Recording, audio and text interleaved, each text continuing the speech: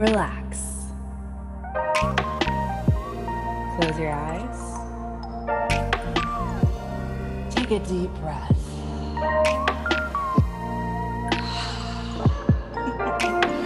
Welcome to Pillow Talk Radio, the most delicious place to be. On this podcast, we explore how to create more connection, possibility, romance, and magic in love and in life.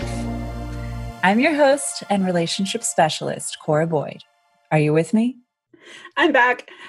I feel like I need a name for y'all. I just want to slide into every episode and be like, hello, my sweet little kitty cats, or like my spring chickens. We'll work with it. Got to get to know each other first. So I am recording this episode from a house on the Oregon coast. I drove down here today with one of my best friends, Simone, who you will probably meet, in my new convertible, which I'm fucking obsessed with. You're probably going to hear me talk about it a lot. I'm really living out a early 2000s cool girl fantasy. I'm super into it. And dare I say, it has 10x'd the quality of my life. I'm obsessed with convertible life. So anyway, I'm in this bedroom right now. I've arranged the microphone, and it's a master bedroom. Simone and I are sleeping in the same bed. It's a king bed, and there are just bottles of, on each bedside table, a bottle of Jergens lotion and a box of tissues, respectively. And there is a very large mirror. So I'm like, damn, okay. What are they trying to orchestrate here? Do they want us to separately masturbate? I don't know, y'all, but I am kneeling down as if in prayer to this altar of Kleenex and Jergens. So just put that in your mindset.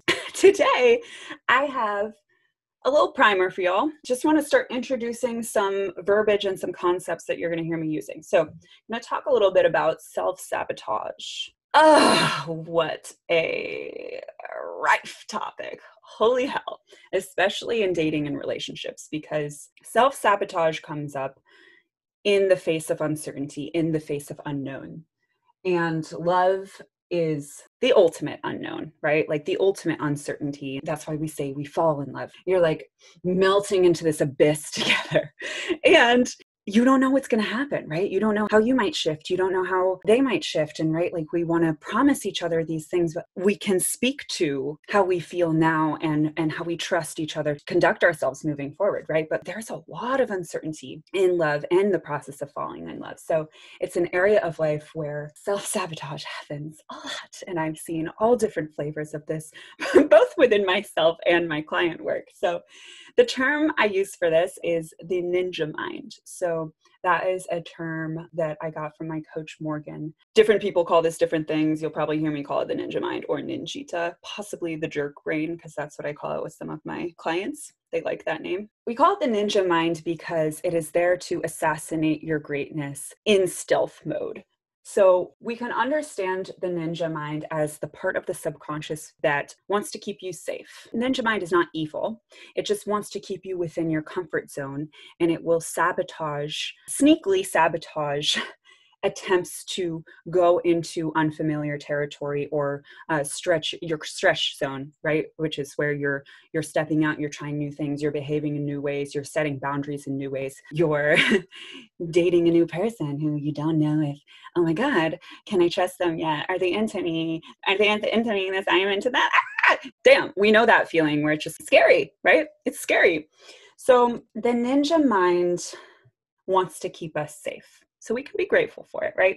And how the subconscious mind interprets safety is familiar. So to the subconscious mind, that which is familiar is safe, even if it's toxic, right? It doesn't really discriminate. It's just like, is it familiar? That feels more safe, right? Because something that we don't have a roadmap for yet, i.e., going and doing something new, like trying something we haven't done yet, right? Like opening up new kinds of communication or speaking our desires to someone when that is not something we have been accustomed to doing, or maybe even in the past, it's something that our desires have been shat on, or we've been shamed for that, or we have not had experience where we felt safe to express that. So there's so many ways that we can go into this unknown territory, unmapped territory, right? Both literally doing things like going into new mental territory, starting to introduce ourselves to new concepts, etc. The ninja mind is very sneaky and can really masquerade sometimes as intuition, masquerade as like, oh yeah, well, I'm not going to do that. Here's all the reasons why I'm going to stay in my comfort zone. Here's all the reasons why I'm going to stick with what I know. So our ninja mind keeps us stuck and it keeps us small. It doesn't want us to grow too much. It doesn't want us to expand too much. So the ninja mind really kicks up in the face of uncertainty, which is love, dating, relationships, all the exciting shit in life, basically, right? Because uncertainty is exciting. And we can look at, anxiety and excitement, hold hands often, right? They're often two sides of the same coin. And we can look at falling in love, opening ourselves up to love as this dance with uncertainty, right? Especially, most of us have had past experiences that were painful around this, right? So we might self-protect in even more sneaky ways, right? So much of this is unconscious. And this is where we might find ourselves rejecting someone before they can reject us, right? We don't even really know that we're doing that sometimes. Or find ourselves going for emotionally unavailable people, right? Because we ourselves are not really available, or we're, there is an illusion in emotionally unavailable people of challenge and engagement with a perceived sense of safety because, oh, it's not actually going to go that deep, right? So we're like, oh, perceived sense of safety, I'm not going to get hurt there, when in reality, it will deteriorate your sense of self-worth, speaking from experience. So ninja mind contributes to a lot of the unconscious patterning that comes up in dating and relationships. Once we become aware that it's a thing, we can spot it and we can, recognize and allow that ninja mind's going to be with us for life. It's part of our operating system, right? That wants to keep us safe. And sometimes we get intuitive hits or internal warnings that are warranted, right? That are on the pulse. We get to learn to discern the difference between what is our intuition and what is our ninja mind. I'll do a full episode on that, but basically, in a nutshell, the way to tell the difference is you kind of reverse engineer and back and you ask, okay, if I were to do what this thought, this belief, this voice is saying that I should do, what would that result in? Would that result in me staying within the familiar and with what I know? Or would that be me actually going into potential danger? We can suss from there. But it's really important to be aware of this, especially as you're out dating, because when I tell my clients about the ninja mind, or they like to call it the jerk brain too, it's so fun to see how they start to notice it and spot it. And then how the ninja mind actually doesn't run the show as much, because you can identify it and be like, I see you, ninja mind, right?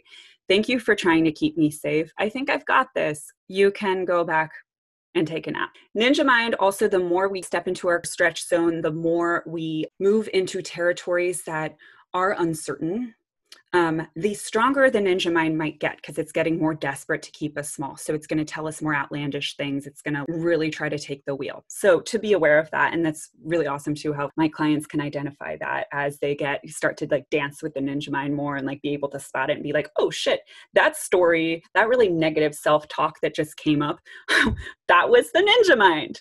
Cool, I can see that, name it, and then not have it have power over me. So the more we get familiar with this dance with uncertainty, the less uncertain it becomes, right? Because we start to understand the process of moving through fear, the process of moving through uncertainty, and some of the ways in which the ninja mind might try to sabotage or show up. Ninja mind is smart. It finds some sneaky ass ways.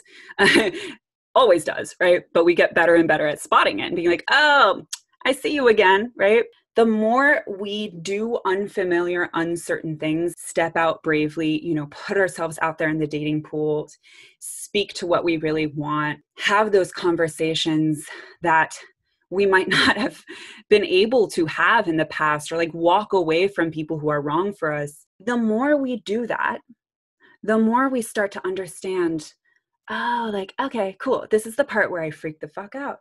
Oh, this is the part where this story, this self-shaming story from childhood starts to come up.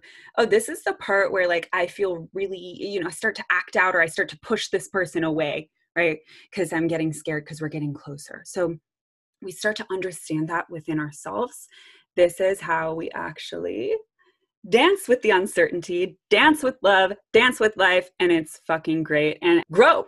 That's how we do it. We familiarize ourselves with the process of moving through fear.